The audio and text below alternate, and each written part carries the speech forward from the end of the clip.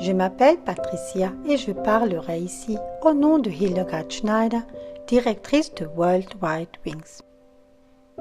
Éveil messianique, thème de l'épisode d'aujourd'hui est Yeshua notre époux. Réjouissons-nous et soyons dans l'allégresse, donnons-lui gloire, car les noces de l'agneau sont venues et son épouse s'est préparée. Apocalypse 19, verset 7. Les Écritures commencent par un mariage, même si le mot mariage n'est pas utilisé dans Genèse 2. En outre, la Bible se termine par un mariage.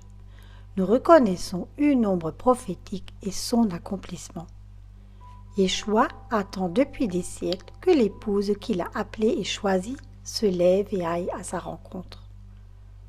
L'intention finale et le but ultime du roi HaKodesh à notre époque est de préparer et d'amener une épouse à l'époux. Tout nous est donné dans le Messie, y compris la volonté de l'attendre et de nous préparer à sa venue. C'est à nous de prendre une décision et d'accepter. C'est pourquoi il est d'autant plus surprenant de constater combien peu de choses sont prêchées ou écrites sur les conditions des noces de l'agneau. Yeshua ne nous traite pas comme des esclaves. Il respecte notre liberté de choisir, de répondre ou non à la demande du chef de l'épouse. Les premiers fidèles attendaient avec impatience le retour du Seigneur.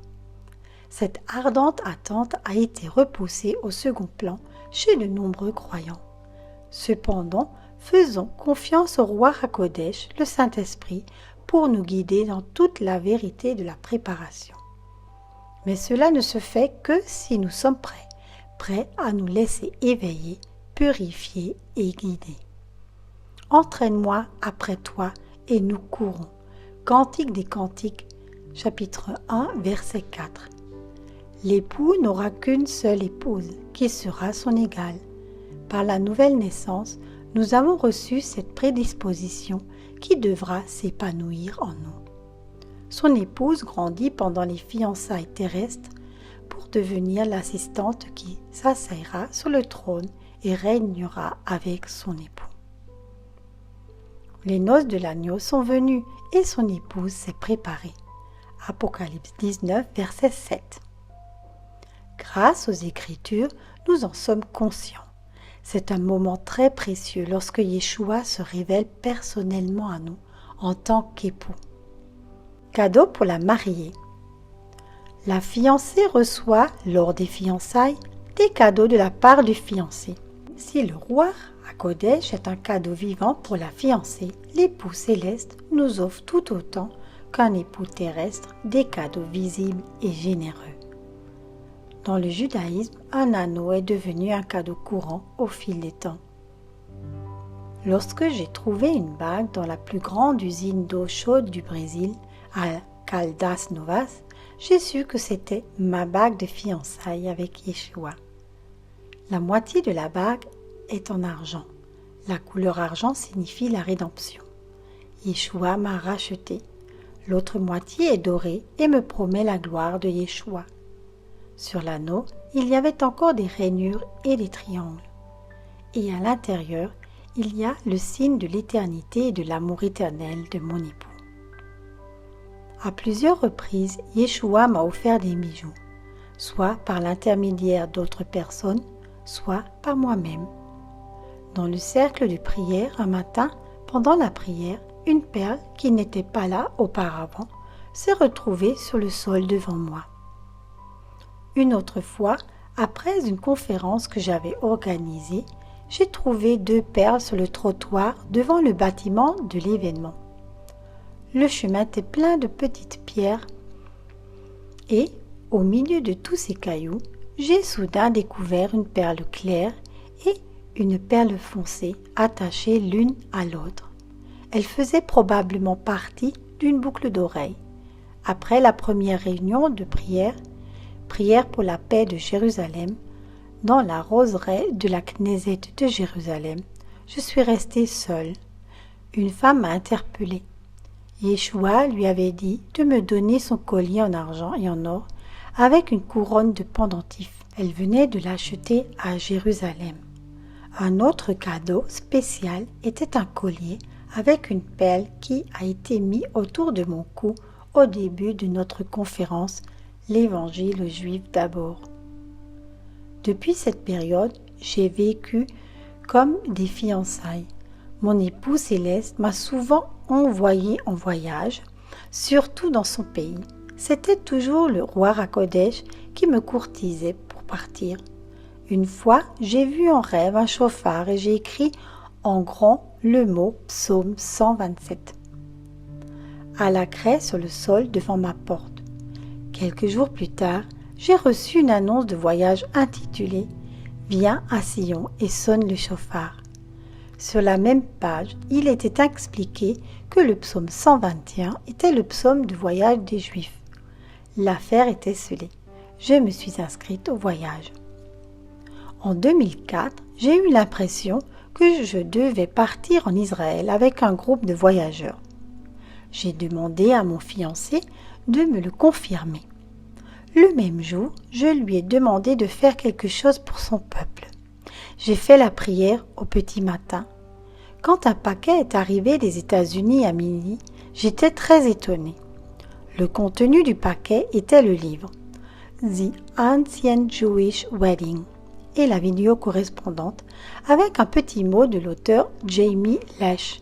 Elle était désolée que ma commande, vieille de 2 ans, ne soit sortie que maintenant.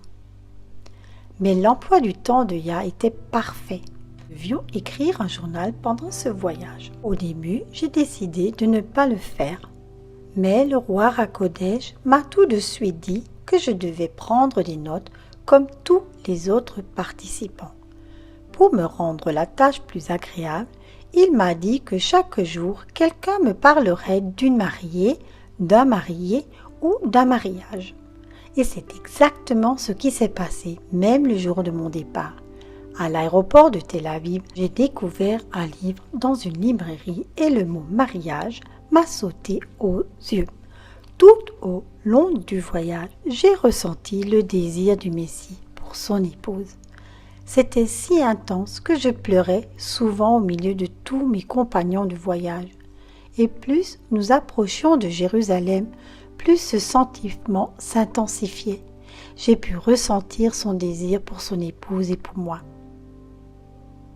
Un fiancé terrestre prend soin de sa fiancée lorsqu'elle vient lui rendre visite dans sa ville.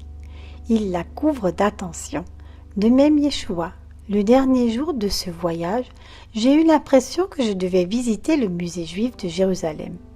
Le complexe est si grand qu'on pourrait y passer des jours, mais j'ai demandé au roi Hakodesh de m'emmener là où il voulait que je sois. J'ai été très émue lorsqu'on m'a conduit dans une section où étaient exposés des couples de jeunes mariés. Il y avait aussi un couple de jeunes mariés juifs et allemands. Dans une vitrine, j'ai soudain découvert une couronne tressée de roses blanches, une couronne de mariée comme je n'en avais jamais vue auparavant. Je me suis souvenu de la déclaration d'un prophète qui, 2 ans plus tôt, m'avait décrit cette couronne. Il l'a vue sur ma tête. Au milieu de toutes ces impressions, le roi Hakodesh m'a demandé de quitter le musée. Encore absorbé par ce que je venais de voir, je sortis pour prendre un taxi. Je lui fis signe de venir. Lorsque j'ai ouvert la porte, j'ai reconnu le chauffeur de taxi qui m'avait emmené le matin dans un autre quartier de la ville. Pendant le trajet, j'avais mentionné que j'irais peut-être au musée d'Israël après avoir rendu visite à mon ami. Il ne savait pas si j'allais vraiment y aller, ni quand, ni même quand je quitterais le musée. Il m'a dit qu'il était croyant. Le Saint-Esprit lui avait dit de se rendre au musée à cette heure-ci pour me récupérer. Dans la ville du roi, le guide de la mariée commande même les taxis. Ainsi, les fiançailles sont un temps très spécial et l'amour est son signe sur moi.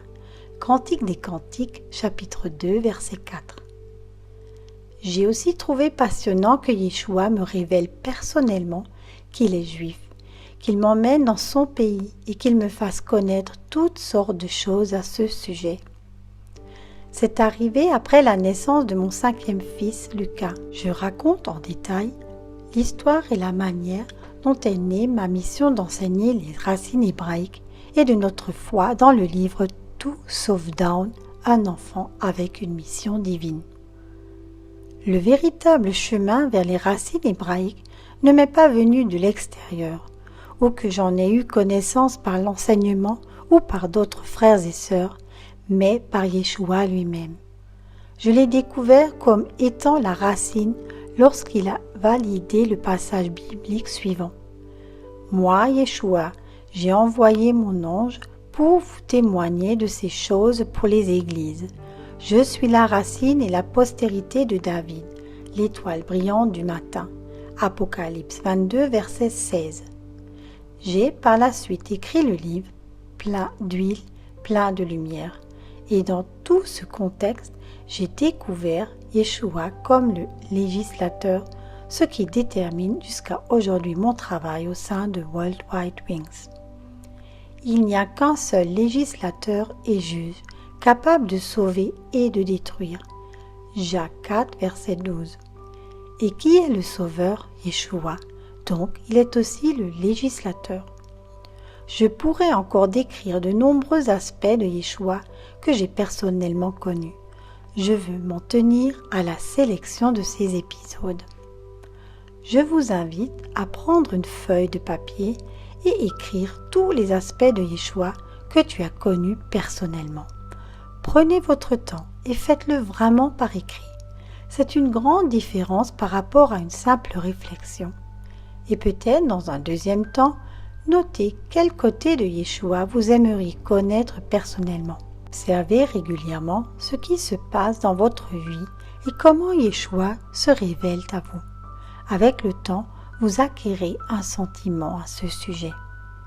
Vous pouvez également vous inscrire sur notre site internet www.worldwidewings.de pour recevoir notre newsletter hebdomadaire. Soyez tous richement bénis.